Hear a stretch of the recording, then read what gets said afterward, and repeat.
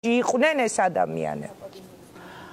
ინგა ვერ გიპასუხებ ამ მიმდინარეობს გამოძიება ამასთან დაკავშირებით. შემიძლია გითხრათ, ამიტომ ვაცხადებ, რომ მამა გიორგის მე დაუდგები ბოლომდე გვერდში იმ მტკიცებულებებით, რაც არსებობს და რაც შეიძლება გაჩნდეს, თუ ის იტყვის და დაასახელებს დამკვეთებს და დაასახელებს იმ ადამიანს, ვისთვისაც მიქონდა მას სიარული გერმანიაში. ვინ იყო დამკვეთი? მითხარი ირაკლი, ეს ჯგუფი ამ ჯგუფს ესაუბრებს. ეს უნდა თქვას მან.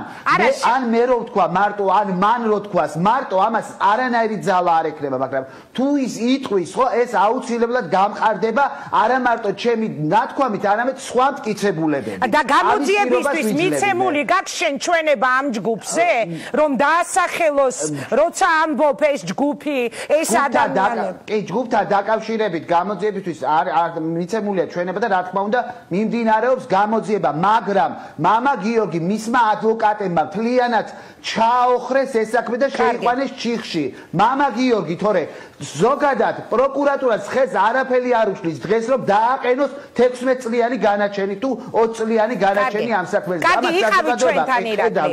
იყავი ჩვენთან.